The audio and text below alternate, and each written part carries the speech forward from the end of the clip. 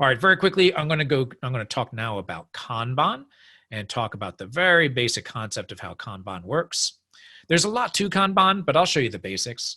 Now, the first thing is Kanban came from manufacturing, and it is spelled K-A-N-B-A-N. It came from Toyota Production System, lean manufacturing, all those concepts, and it's basically an inventory management system. Each card on the board represents a unit of inventory.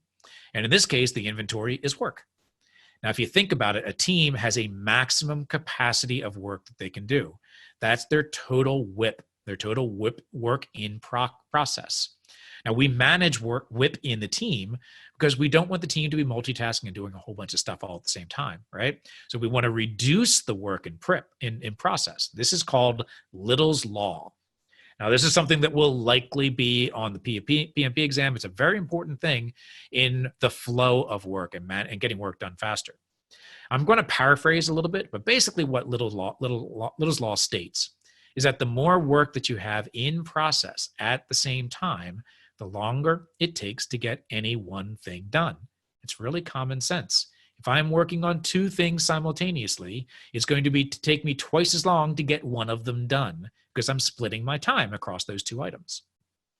So what we want to do is our nirvana, ideal state, is to work on one thing at a time. That single piece process flow, one thing at a time. And the reality is you're probably going to be working on a couple of things. You're never going to get rid of multitasking, but certainly you want to reduce it as much as possible. If you can reduce your multitasking, reduce your work in process, you will become more efficient. Your team will absolutely become more efficient. So that's something you can take away immediately.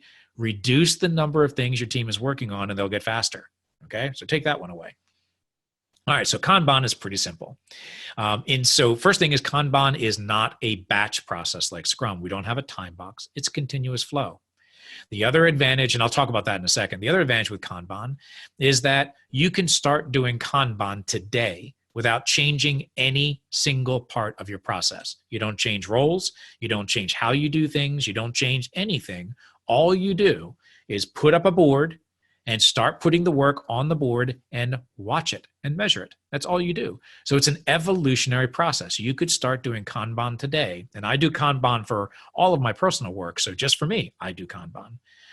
Imagine all you have to do is start putting up a board, put the cards on the board and drag them across as you're working on them. And the important thing is to measure. You can start seeing how long things take, how long things are sitting in certain states. And that helps you identify what's slowing you down.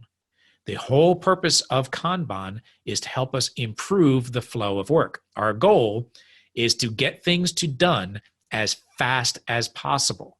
So you focus on improvement metrics and improvement actions to get work done faster. Okay? All right, so it's really pretty straightforward. Continuous flow, meaning that you start work, you take on a piece of work, you start it, and you get it done, no matter how long it takes you. So we don't time box, we don't break the work down, you just start executing, okay? Now I say we don't break work down. You are strongly encouraged to break work down into smaller pieces. That way you're reducing risk, you're getting work done faster, you're getting incremental feedback, all that kind of good stuff.